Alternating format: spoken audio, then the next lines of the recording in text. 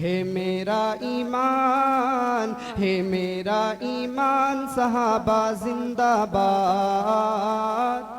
शाहिद है कुरआन, सहाबा जिंदाबाद। शाहिद है कुरआन, सहाबा जिंदाबाद।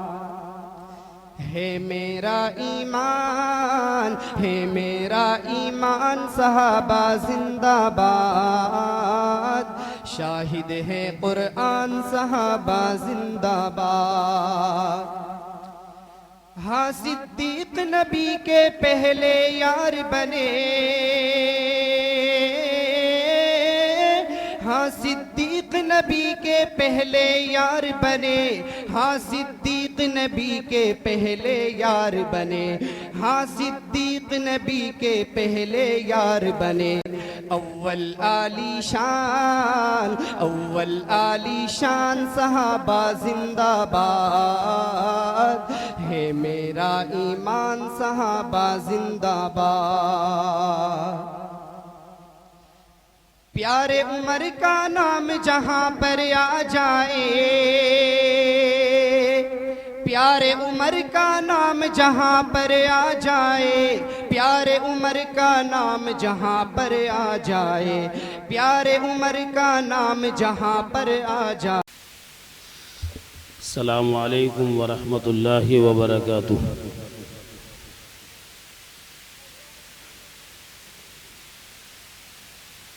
अल्हम्दुलिल्लाह अल्हम्दुलिल्लाह नहमदुहु व नस्तईनुहु व नस्तगफिरुहु व नु'मिनु बिही व नतवक्कलु अलैहि व नऊज़ु बिल्लाहि मिन शुरूरि अनफुसिना व मिन सय्यिआति अअमालिना।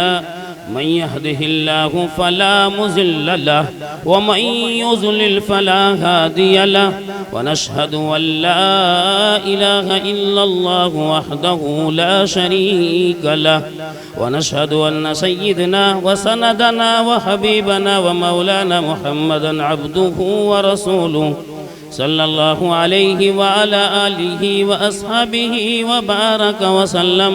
अम्मा बाद फ़क़द क़ाल अल्लाहु तबारक व तआला फ़ी कलामिहिन नातिक़।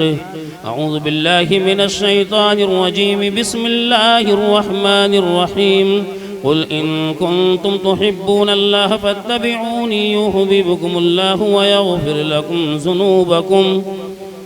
वक़ाल नबी सल्लल्लाहु अलैहि वसल्लम ला युमिनु अहदुकुम हत्ता अकूना अहब्बा इलैहि मिन वालिदिही व वलदिही वन्नासि अजमईन। सदक़ल्लाहु व सदक़ रसूलुहुन नबियुल करीम व नहनु अला ज़ालिका लमिनश शाहिदीन वश्शाकिरीन वल्हम्दुलिल्लाहि रब्बिल आलमीन।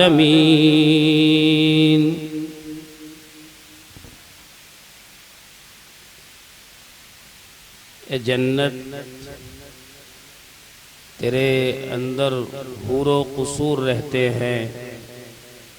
ए जन्नत तेरे अंदर हूरो कुसूर रहते हैं। मैंने माना कि ज़रूर रहते हैं। मेरे दिल का तवाफ़ कर जन्नत, मेरे दिल में हुजूर रहते हैं। हज़रात मोहतरम और मुअज़्ज़ज़ सामईन किराम, ये आपके इस महबूब इदारे का सालाना इजलास और इस इजलास की ये दूसरी नशिस्त जो अपने इख्तिताम की तरफ रवां दवा है। और बाद नमाज मगरिब ही से ये प्रोग्राम शुरू हो गया होगा, बाज़ाब्ता इशा के बाद शुरू हुआ होगा, तभी से आप बैठे हुए हैं। मुसलसल 3-4 घंटे आपको बैठे हुए हो गए।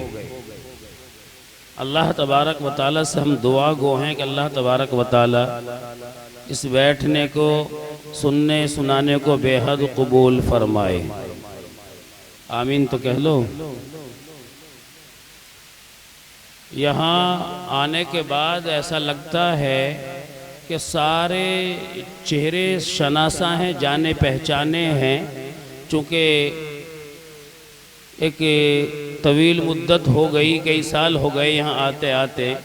अल्लाह करे कि आप हजरात और ये इदारा देर तक सही सालिम रहे, बाकी रहे, कहो आमीन। मैं यहाँ आया तो खुशी हुई, मसरत हुई। जब मैं वहाँ दाखिल हो रहा था तो शामियाने को ऊपर से ये एक इमारत नज़र आ रही थी जो अभी बगैर प्लास्टर के है, प्लास्टर भी हो जाएगा, कोई मसला नहीं इंशाल्लाह। तो खुशी ये हुई कि एक ज़माना था, एक साल था कि हम इस बरामदे के लिए तश्कील कर रहे थे, सीमेंट की, लोहे की, कट्टों की और दीगर चीज़ों की, जो भी मटेरियल तामीर में ख़र्च होता है। लेकिन अल्लाह तबारक व तआला ने एहसान और फजल ये फरमाया कि अल्हम्दुलिल्लाह ये तामीर भी मुकम्मल हुई और इसके बालाई मंजिल की तामीर भी कमो बेश 70 या 80% मुकम्मल है। प्लास्टर की ज़रूरत है, वो इंशाअल्लाह अज़ीज़ जलसे के बाद हो जाएगा इंशाअल्लाह, मुझे उम्मीद है अल्लाह की ज़ात से। मैं मुबारकबाद दूंगा पूरी बस्ती वालों को कि पूरी बस्ती का ताउन इस कदर होता है कि अभी जो लिस्ट सुनाई जा रही थी वो माशाअल्लाह उसमें 30,000, 35,000, 50, 55,000 तक का अमाउंट किसी एक के नाम पे था। तो ये बड़ी बात है और मैं मुबारकबाद दूंगा इसी तरीके से मदरसे के पूरे मैनेजमेंट को, पूरी कमेटी को, कि पूरी कमेटी ने और पूरी बस्ती ने मिलकर के जिद्दोजहद की अल्हम्दुलिल्लाह। और मदरसा जूनियर स्कूल की शक्ल में जो है आकर के खड़ा हो गया। मुझे बतलाया कि इन साल 6ठी क्लास में भी एडमिशन हुए हैं और हमारी कोशिश, बताने वाले बता रहे थे कि हमारी कोशिश काविश ये है कि इंशाअल्लाहुल अज़ीज़ हम आहिस्ता आहिस्ता आहिस्ता आहिस्ता इसे इंटर तक ले जाएंगे। वो दिन दूर नहीं कि जब ये मदरसा इंशाअल्लाह इसमें पढ़ने वाले बच्चे इंटर की तालीम हासिल करेंगे। होगा ना इंशाअल्लाह, ऐसा इंशाअल्लाह होगा।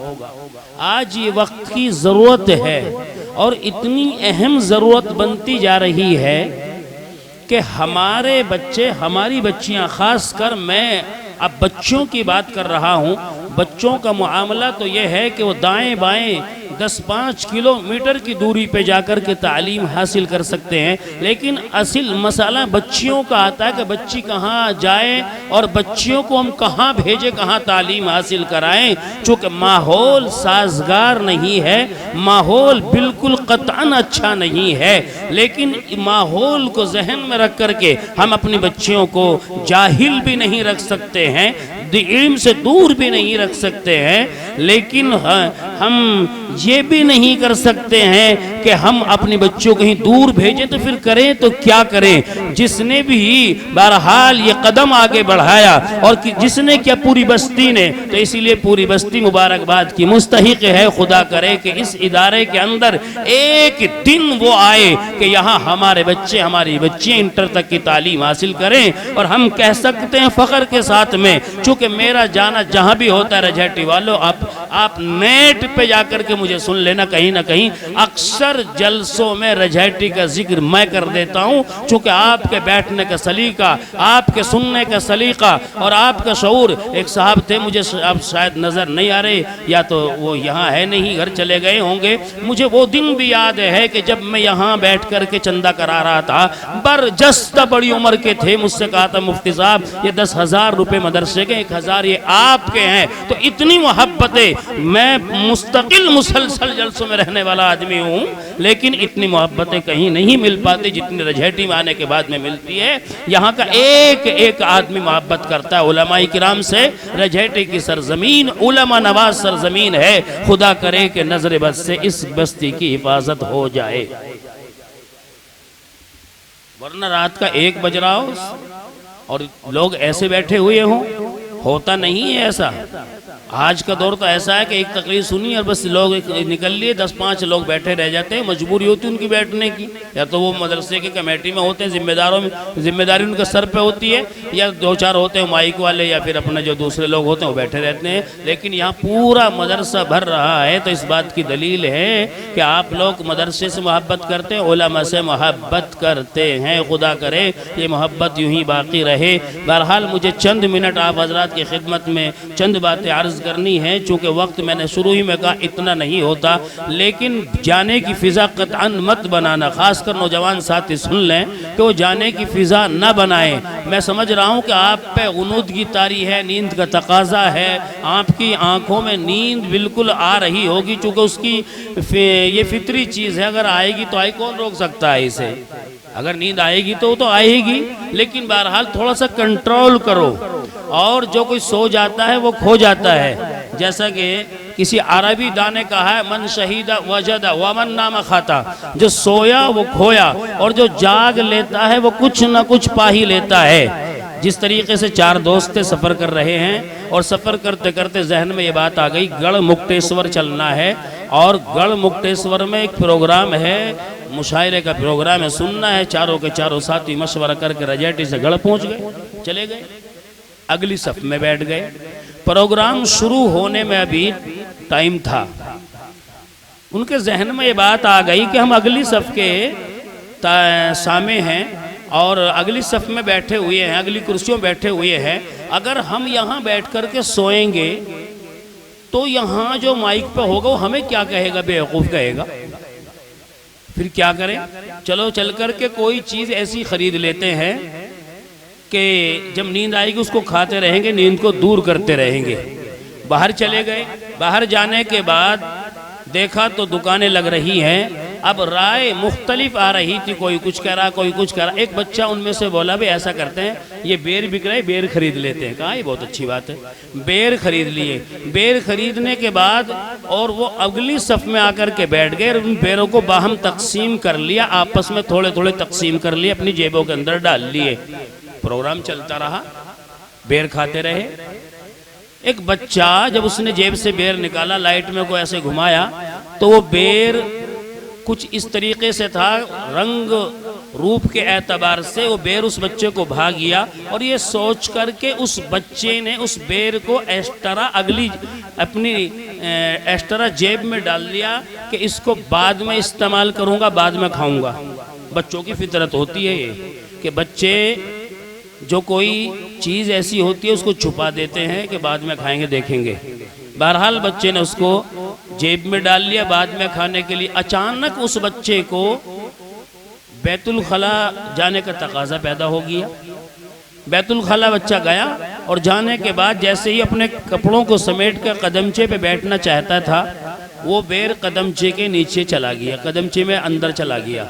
उसने दाएं बाएं देखा और दाएं बाएं देखने के बाद कि मुझे कोई नहीं देख रहा है, उस बेर को उठाया, पानी चलाया, धो धा करके खा लिया, बात खत्म हो गई। इसके अलावा कुछ भी नहीं। आकर के बैठ गया। जब यहाँ आकर के बैठ गया तो यहाँ जो शायर साहब थे उनका कलाम यूँ था, अजी कह दूँ कह दूँ कह दूँ। वो बच्चा यूँ घबरा गया कि भाई इसने कहाँ से देख लिया, इसने कहाँ से देख लिया। मैं तो बैतुल खला के अंदर था, बाज़ाब्ता उसका गेट लगा हुआ था, कोई सुराख नहीं।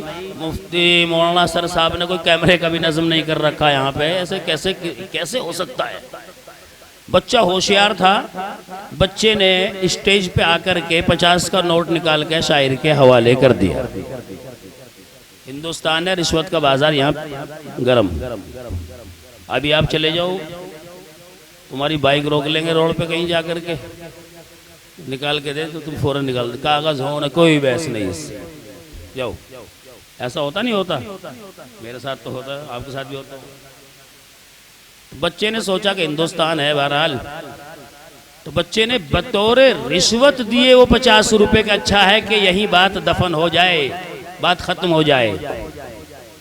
शायर ने सोचा भाई इतना बड़ा मजमा है, किसी की समझ में कुछ नहीं आ रहा। ये बच्चा बड़ा अदबी घराने से ताल्लुक़ रखता है, बड़े उस्ताद का शागिर्द है, इसकी खिदमत की जाए, इसे सुनाया जाए। अब बच्चा यूं मुतमईन था कि अब ये बात को ख़त्म कर देगा। शायर ये कह रहा है अंदर अंदर के इसकी खिदमत की जाए। अब शायर ने अंगड़ाई लेके, अजी सुनो सुनो सुनो। बच्चा सोचने लगा कि राज फाश होगा, शर्मिंदगी होगी। बच्चा स्टेज पे आया, 100 का नोट निकाला, शायर के हवाले कर दिया। शायर भी नहीं समझ रहा, बच्चा भी नहीं समझ रहा, वो मजमा भी नहीं समझ पा रहा। शायर ने सोचा वाक़ियतन ये बच्चा बहुत ज़हीन है, हर बड़े उस्ताद का शागिर्द, बड़े घराने से ताल्लुक़ है, चलो आज कम से कम कोई ऐसा तो मिला कि जिसकी समझ में एक एक मिसरा मेरा आ रहा। आज तो कोई मिला मुद्दतों के बाद, तो क्यों ना उसकी खिदमत की जाए। अब जो अंगड़ाई लेकर के शायर ने कहा कि सुनो बात राज की, सुनो सुनो, इतना ही कहा था, बच्चे ने जंप लगाया, स्टेज पे आया, माइक हाथ में पकड़ा, कहने लगा इतनी सी बात है, बैतुल खला चला गया, बेर नीचे गिर गया, उठा के धो गया, खा लिया, इससे ज्यादा कुछ भी नहीं। बच्चा नहीं समझ रहा, वो शायर भी नहीं समझ रहा, पूरा मजमा भी नहीं समझ पा रहा क्या मसला है। बताना ये था कि इतना बड़ा हादसा, इतना बड़ा फॉल्ट उस बच्चे की जिंदगी में कैसे दाखिल हो गया। इसलिए हो गया कि अगली सफ का सामे था, उठ करके चला गया।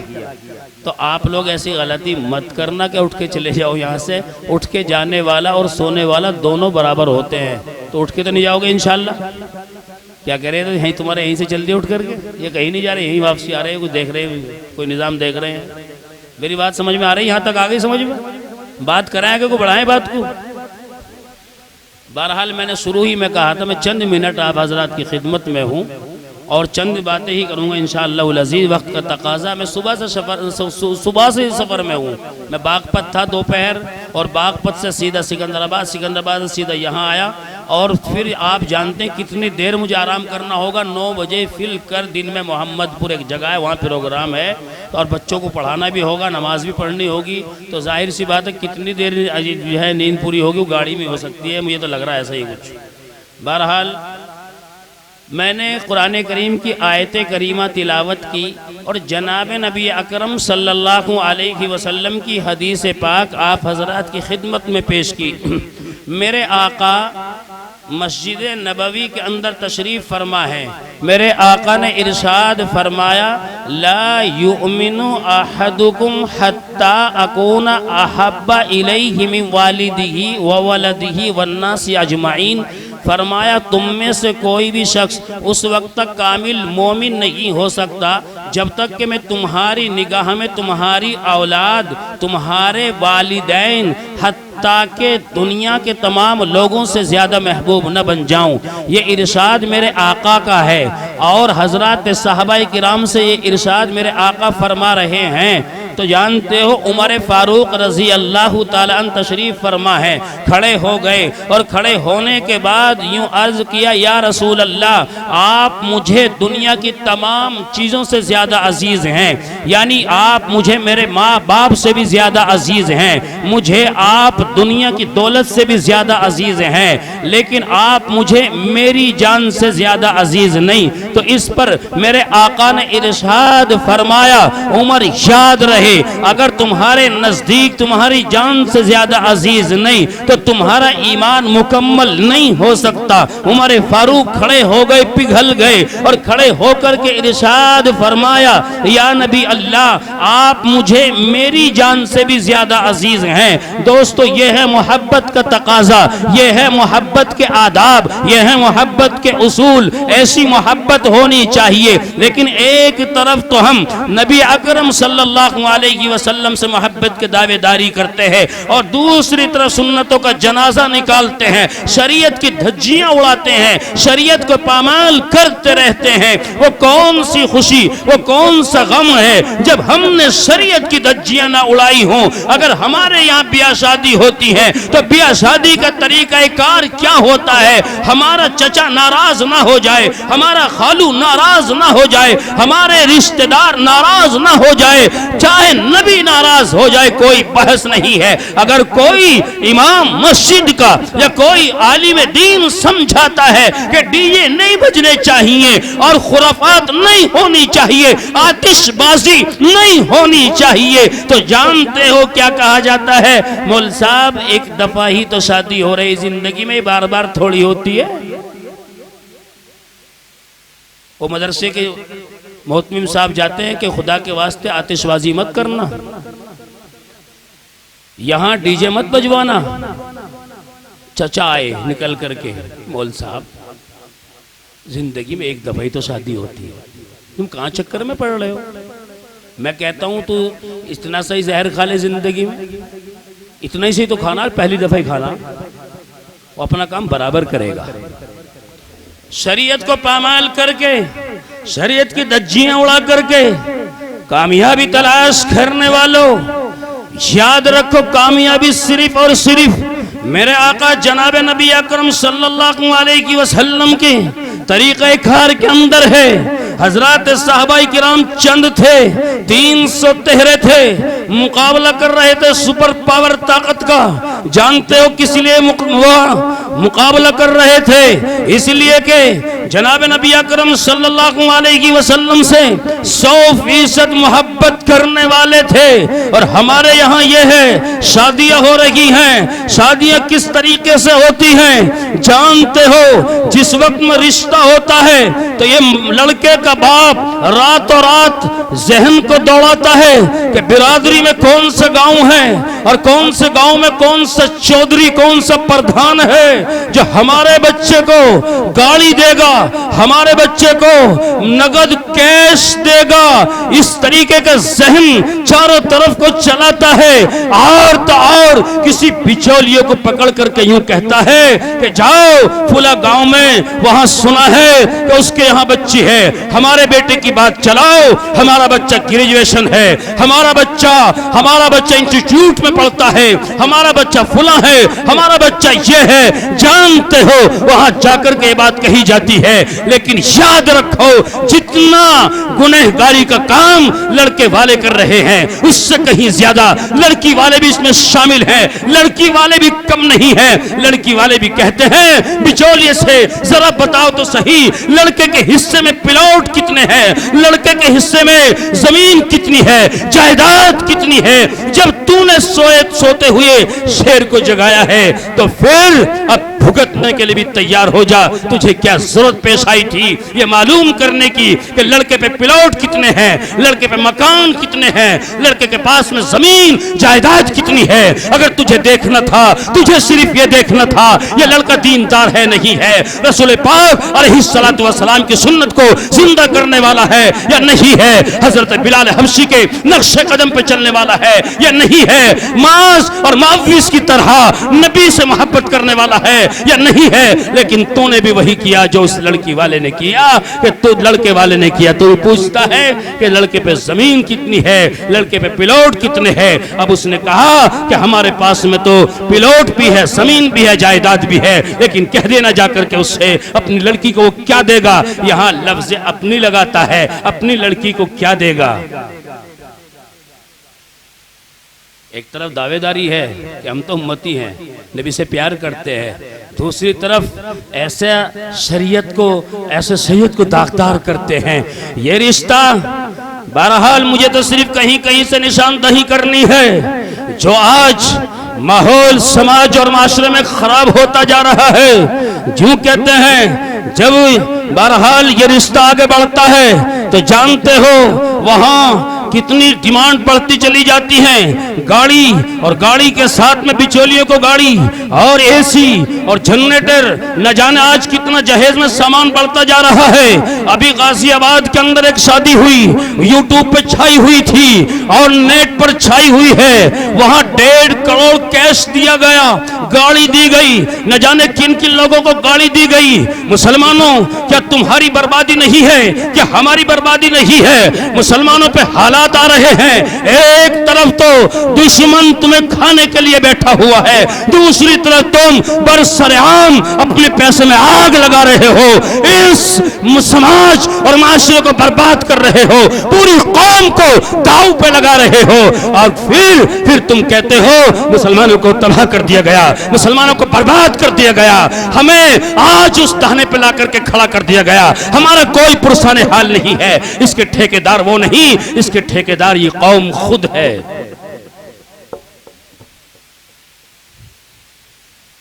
और जब शादी होती है जानते हो क्या होता है? एक सुन्नत है, बड़ी अहमियत की हामिल सुन्नत, वलीमा।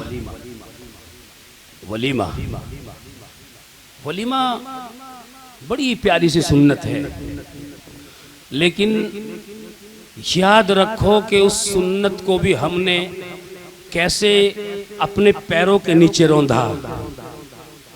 मैंने देखा बड़े बड़ों का वलीमा कि जब कोई ब्याह शादी के अंदर मैरिज होम में वलीमा हो या कोई खाने का दूसरा बारात का प्रोग्राम हो, जानते हो मुसलमानों, वहां लड़कियां हैं, वहां लड़के हैं। अरे एक हाजी और एक नमाजी की लड़की, यानी बाज घराने वो होते हैं, वो अपने घरों में इतना कंट्रोल करके रखते हैं कि पूरे 365 दिन पूरे साल उनकी बच्चियों को, उनकी मस्तूरात को कोई देख नहीं सकता। लेकिन अगर इत्तेफाक से उस कबीले में, उस खानदान में, उस घराने में कोई ब्याह शादी का प्रोग्राम हो जाए, आज सबको इजाजत है, आज देख लो जी भर करके लड़कियां तैयार होकर के, औरतें तैयार होकर के वो मैरिज होम में जा रही है। मुमकिन है अगर 60 साल की दादी होगी, अगर वहां 45-50 साल की लड़की की फूफी होगी, तो उसकी पोती, उसकी भतीजी, जिसकी उम्र सिर्फ महज 18 साल है या 15 साल है या 20 साल है, आज वहां 60 साल की बुढ़िया तो बुर्के में जा रही है, वहां सफेद चादर में लिपट करके जा रही है, और उसी के साथ में उसकी 18 साल की पोती जा रही है, बालों को बिखेर के जा रही है। और मुसलमानों, होश के नाखून लेकर के मुझे बताओ, कोई देखने वाला 60 साल की बुढ़िया को देखेगा या 18 साल की लड़की को देखेगा?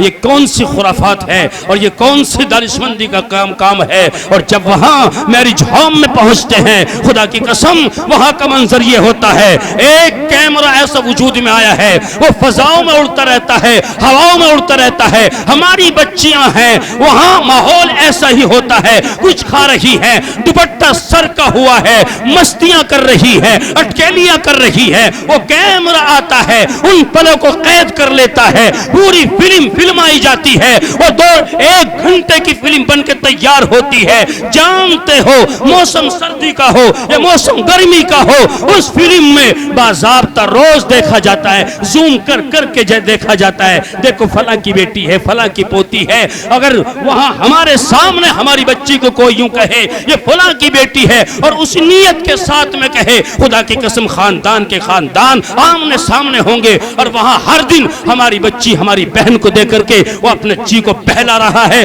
मुसलमानों, शर्म करो, बाज आओ ऐसे वलीमों और ऐसी शादियों से। कौन सी बात हुई है ये? ऐसी शादी, ऐसा वलीमा?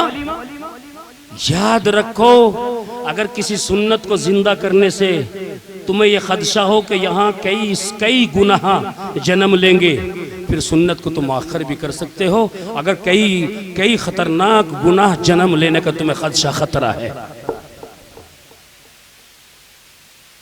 और यही नहीं, खुराफात पे खुराफात करते चले जाते हैं। जहां से जो बात याद आ रही है, रजैटी वालों, मैं निशानदही करते चल रहा हूं। एक रस्म है जूती चुराई। ये जूती चुराई न जाने कौन समाज में लाया होगा और कहां से लेकर के आया होगा और किसने शुरू की होगी, यहां का तो मुझे मालूम नहीं, लेकिन हिंदुस्तान के अक्सर हिस्सों में ये जूती चुराई की रस्म तेजी से परवान चढ़ती जा रही है और पहले से चली आ रही है। जूती चुराई क्या है? लड़के का निकाह हो गया, लड़का जाता है अपनी होने वाली बेगम की मां से मुलाकात के लिए, मिलने के लिए। उसको नाम दिया गया सलामी।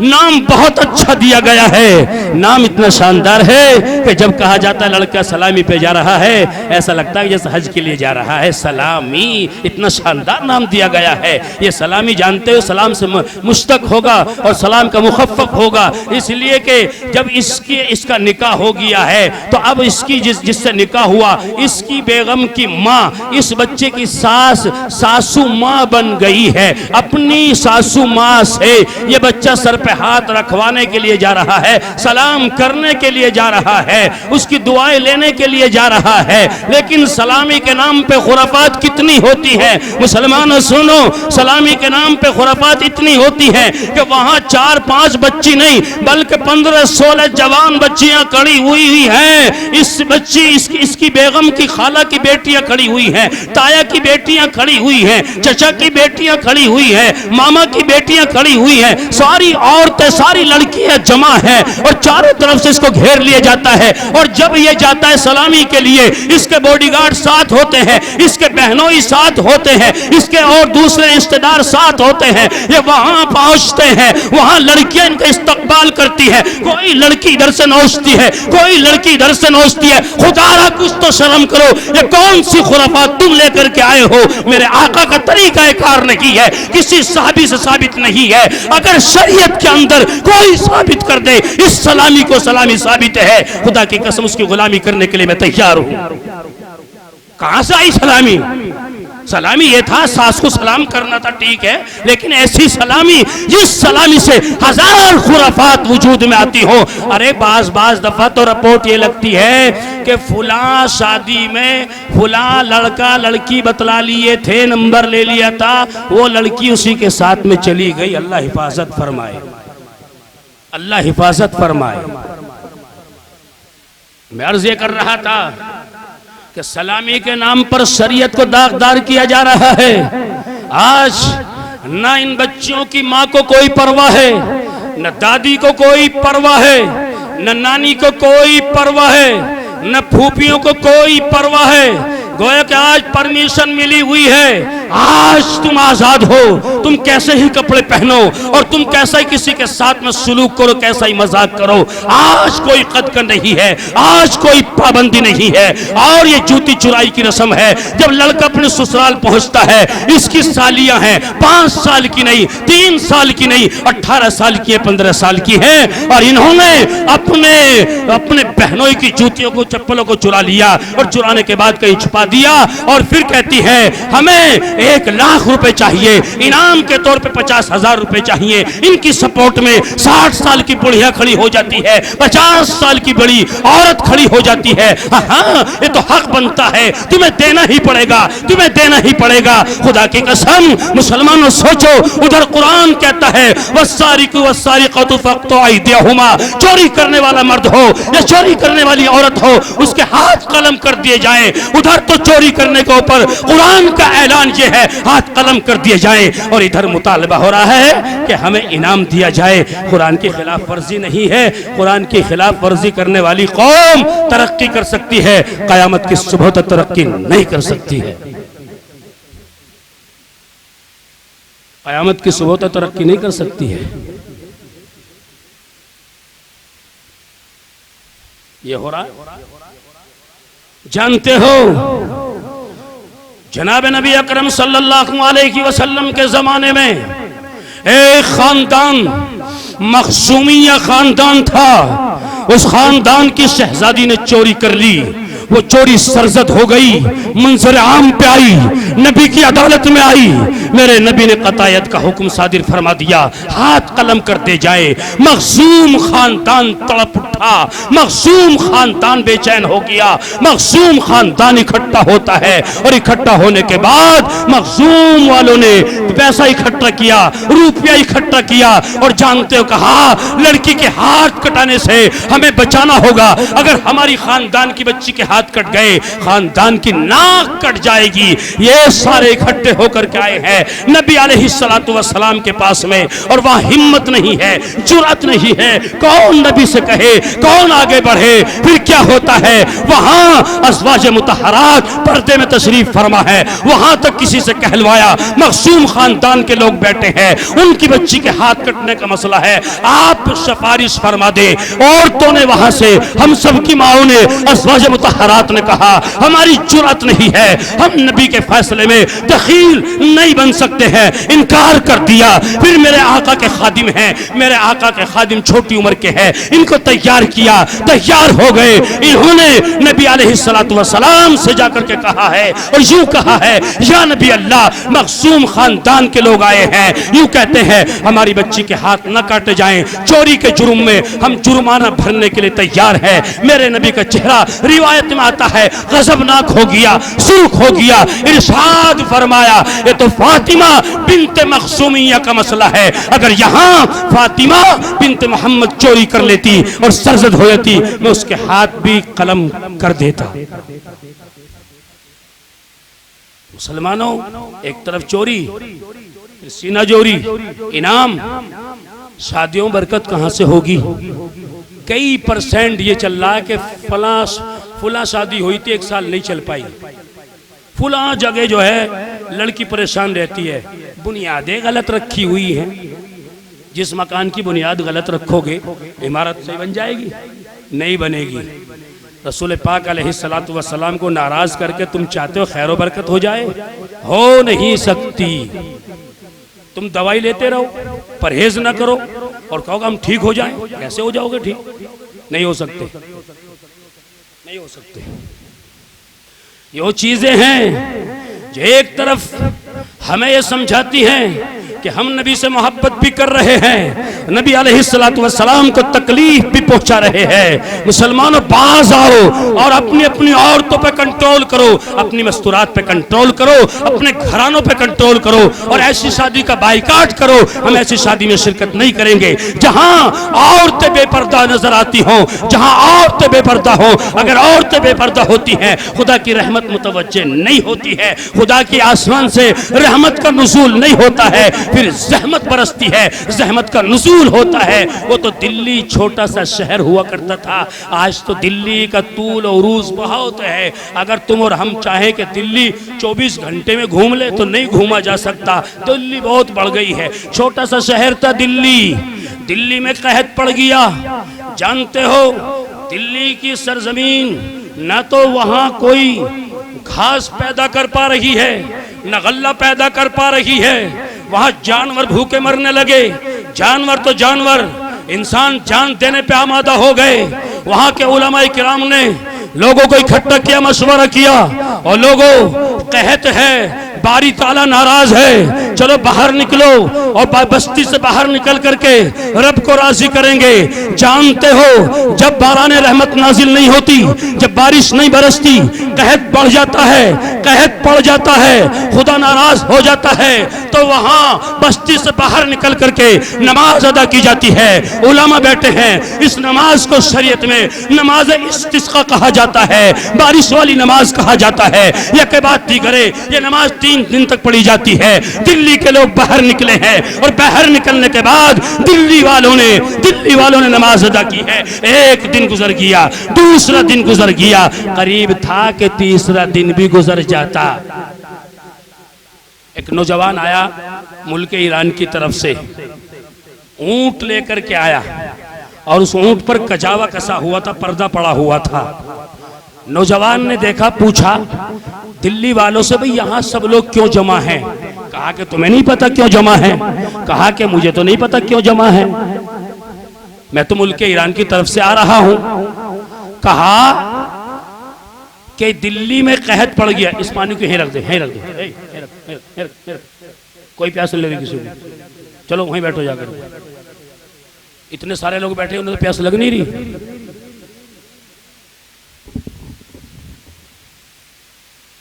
नौजवान मुल्क ईरान की तरफ से आया। नौजवान ने कहा, भाई इतना मजमा, इतना सारा लोग सब क्या कर रहे हैं? तो जिससे पूछो वो हैरत में पड़ गया, कहने तुम्हें नहीं पता? कल मुझे तो नहीं पता। कहा अल्लाह के बंदे कहां से आया, कहां जा रहा है? कहा कि ईरान से आया, दिल्ली जा रहा हूं। कह लगे दिल्ली में तो कहत है, बारिश नहीं है, पानी नहीं है पीने का, दिल्ली में तो लोग जान देने को तैयार, जान के लाले पड़ गए। कहा अच्छा, फिर यहां क्या कर रहे हो? कहा खुदा को राजी कर रहे हैं, नमाज अदा कर रहे हैं। दुआएं मांग रहे हैं। कहा कि मैं भी दुआ मांगू, कहा तुम भी दुआ मांगो।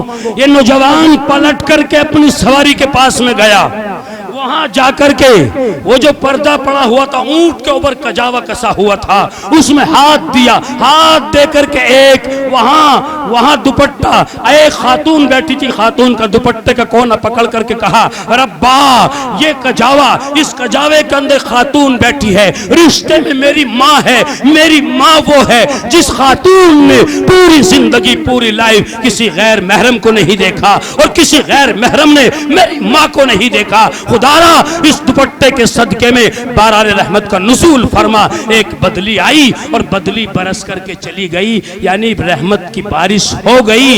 याद रखो, जब औरतें चादरों में होती है, औरतें पर्दों में होती है, खुदा की कसम आसमान से रहमतों का नुज़ूल होता है। जब औरतें चादरों से बाहर आती हैं, फिर आसमान से रहमतों का नुज़ूल होता है। फिर आसमान से रहमत नहीं बरसती।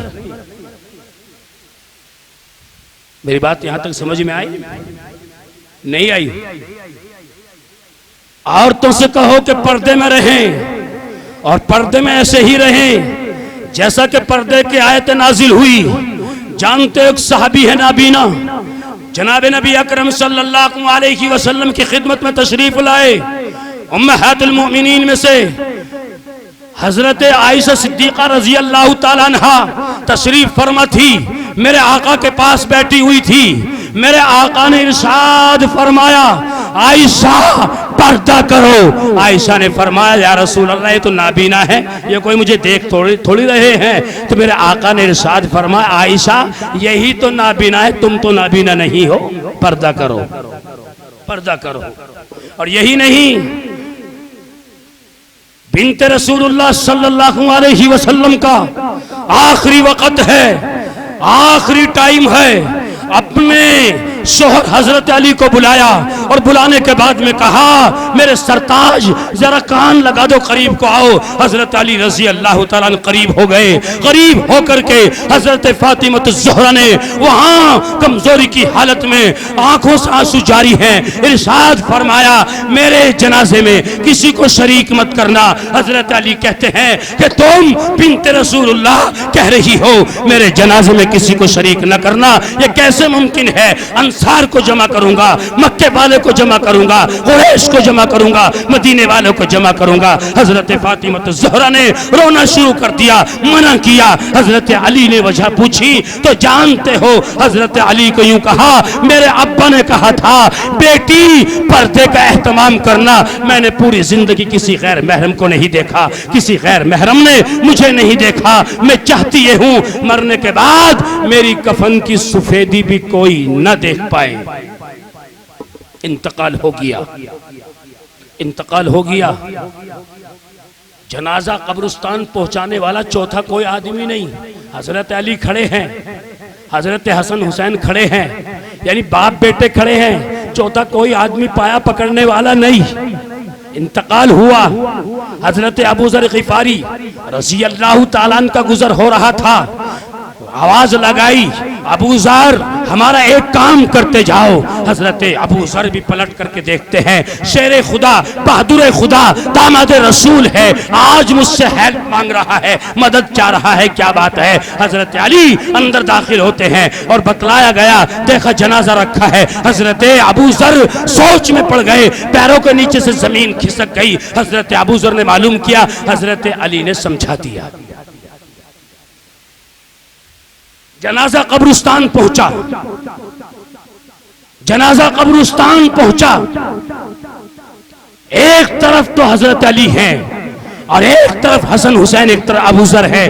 दो शहजादे हैं। याद रहे मुसलमानों, इन शहजादों की तारीख बड़ी तवील है। अगर इनकी बात की जाए तो मुस्तकिल एक मौजू है। इन शहजादों का जिक्र मैं नहीं कर सकता। इतना बतलाता चलूं, ये शहजादे वो हैं तारीख में कि न ऐसे आए थे, न आएंगे, न इस जमीन ने देखे होंगे, न इस आसमान ने ऐसे शहजादे देखे होंगे। शहजादे वो थे कि अल्लाह के नबी सल्लल्लाहु अलैहि वसल्लम अपनी गोद में उठाते थे और फरमाते थे ये फातिमा का बाग है, ये फातिमा का बाग है, ये शहजादे वो हैं। मेरे नबी अलैहिस्सलातु वस्सलाम नमाज अदा कर रहे हैं, कोई एक भाई आकर के इनकी पुष्प पे सवार हो गया, मेरे आका ने सजदे को बढ़ा दिया, किसी ने हटाना चाहा, मेरे आका ने नमाज की हालत में इशारा कर दिया हटाया न जाए। इन शहजादों का मकाम ये है।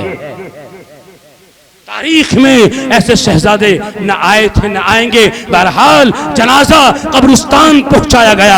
हजरत अली हैं और हजरत हसनैन हैं और हजरत अबूजर हैं। जिस वक्त में कब्रिस्तान जनाजा पहुंचा, हजरत अबूजर वहां कब्र से मुखातिब होते हैं, कहते हैं ऐ कब्र तेरे अंदर कौन आने वाली है। कब्र से पलट करके आवाज आई, हाँ कौन आने वाली है। कहा ये हजरत अली खड़े हैं, इनकी अहलिया मोहतरमा, इनकी बेगम साहिबा वाली है। दो शहजादे खड़े हैं, इनकी अम्मी जान आने वाली है, बिन्त रसूलुल्लाह सल्लल्लाहु अलैहि वसल्लम तेरे अंदर आने वाली है। कब्र से पलट करके आवाज आई थी, अबूजर यहाँ हसब नसब न गिनाओ, ये बताओ आमाल क्या करके आई है, आमाल क्या करके आई है। क्या कब्र का इतना सा गढ़ा नहीं जानता था हजरत फातिमा ज़हरा के आमाल क्या थे। ये जमीन सारी जानती थी, ये आसमान भी जानता था, चरिंद परिंद भी जानते थे, पूरी कायनात जानती थी हजरत फातिमा ज़हरा के आमाल क्या थे। फिर किसके लिए आवाज आई थी, ये तेरे और मेरे लिए आवाज आई थी,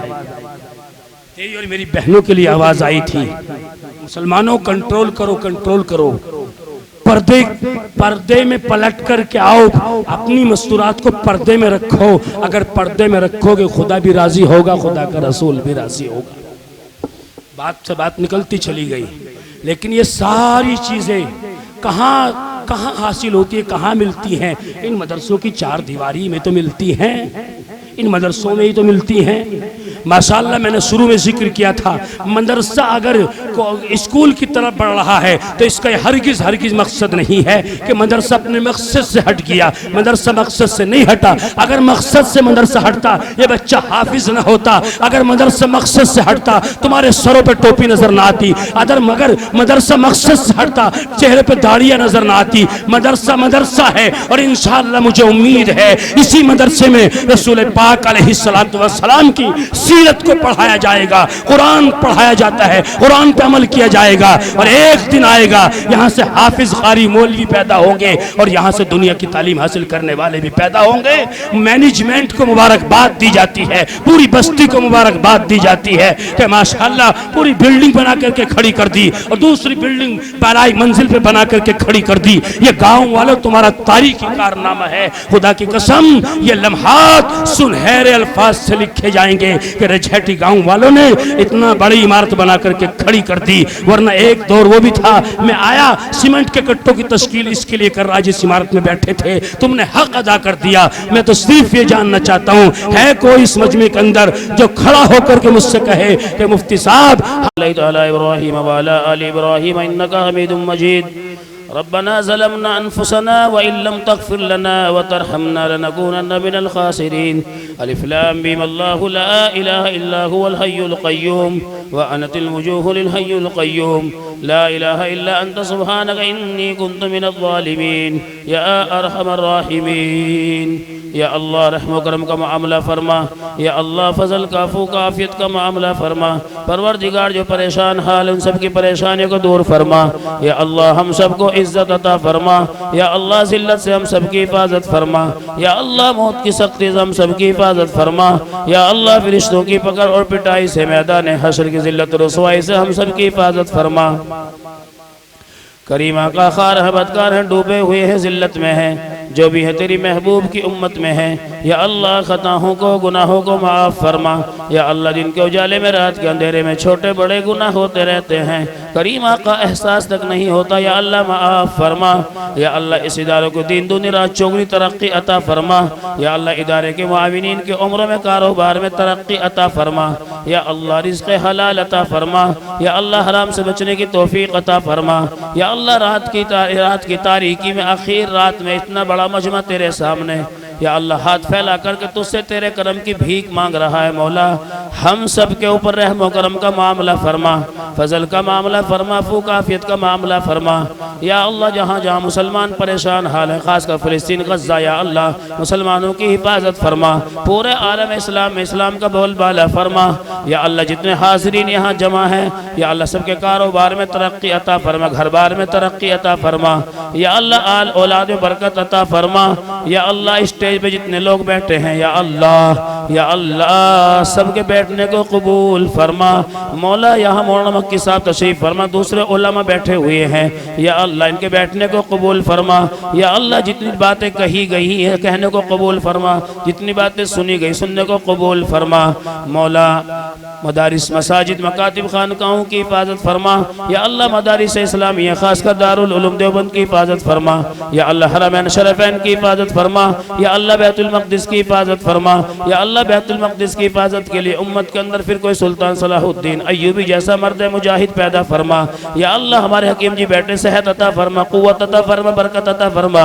या अल्लाह देर तक तेरे घर की खिदमत करते रहे, ऐसे हालात ऐसी सेहत अता फरमा। या अल्लाह यहाँ का मैनेजमेंट मदरसे का, या अल्लाह सबको सेहत अता फरमा, क़ुव्वत अता फरमा। या अल्लाह असातिज़ा इकराम को सेहत अता फरमा। या अल्लाह मौलाना असर साहब बैठे हैं, या अल्लाह इस इदारे को लेकर के चल रहे हैं। या अल्लाह मदरसे की बागदौड़, मदरसे की कमान उनके हाथों में है। या अल्लाह उनको क़ुव्वत अता फरमा, हौसला अता फरमा, हिम्मत अता फरमा। या अल्लाह जो तलबा अजीज़ यहाँ ज़ेरे तालीम के ज़हन को कुशादा फरमा, इल्म की दौलत से माला माल फरमा। या अल्लाह हमारे हापुड़ के कातिब साहब दुनिया से चले गए, उनकी मग़फ़िरत फरमा। या अल्लाह उनके साहबज़ादे यहाँ तशरीफ़ फरमा, सब्र जमील अता फरमा। या अल्लाह हमारे वो उलमाए किराम जो माज़ी करीब में दुनिया से चले गए, या अल्लाह उन सब की कब्रों को नूर से मुनव्वर फरमा, आखिरत में उनके दर्जात को बुलंद बाला फरमा। हमारे वो उलमाए किराम जो हयात है, खासकर मौलाना सैयद अरशद मदनी है, मौलाना महमूद मदनी है, हज़रत मौलाना सज्जाद नोमानी साहब है, और हज़रत मुफ्ती तकी उस्मानी साहब हैं, दूसरे उलमाए किराम हैं, इनका साया हमारे सर पर तादिर कायम व दायम फरमा। या अल्लाह बहुत सारे हज़रात वो हैं हमारे असातिज़ा किराम के अंदर जो दुनिया से चले गए, सबकी मग़फ़िरत फरमा। वो असातिज़ा किराम जो हयात है उनकी उम्रों को दराज फरमा, उनका साया हमारे सरों पर तादिर कायम व दायम फरमा। या अल्लाह हमारी औरतें पर्दों के साथ रहें, घरों में रहें, पर्दे में रहें, ऐसे हालात और ऐसे असबाब पैदा फरमा। या अल्लाह हमारी औरतें घरों में रह करके सुनन नवाफिल अदा करती रहती हैं, बच्चों की तरबियत करती हैं, घर के कारोबार करती हैं। या अल्लाह उनकी इस खिदमत को कबूल फरमा। मौला जहाँ जहाँ मुसलमान परेशान हाल, उनकी परेशानी को दूर फरमा। जिन घरों के अंदर जवान बच्चे बच्चियाँ गैर शादीशुदा बैठी हुई हैं, या अल्लाह गैब से निकाह के असबाब मुहैया फरमा। या अल्लाह जितने हाज़रीन यहाँ जमा सबकी जायज़ हाजात को पूरा फरमा, सबकी जायज़ ज़रूरियात को पूरा फरमा। भाई साकिब साहब बैठे हैं, या अल्लाह इनके कारोबार में भी तरक्की अता फरमा, सेहत क़ुव्वत अता फरमा। या अल्लाह बहुत सारे हाज़रीन यहाँ जमा सबकी जायज़ हाजात को पूरा फरमा, जायज़ ज़रूरियात को पूरा फरमा। या अल्लाह जितनी भी जनाब नबी अकरम सल्लल्लाहु अलैहि वसल्लम ने खैर की लाइन से दुआएं मांगी, उन सब में हमारा हिस्सा नसीब फरमा। जिन शुरूर फितन से आका सल्लल्लाहु अलैहि वसल्लम ने पना चाहिए, या अल्लाह उन सबसे हमारी हिफाजत फरमा। हमारी इन मुख्तसर सी दुआओं को जनाब नबी अकरम सल्लल्लाहु अलैहि वसल्लम सदक़े तुफ़ैल में कबूल और मंजूर फरमा। अजमाइन बिरहमतिक या अरहमर राहिमीन।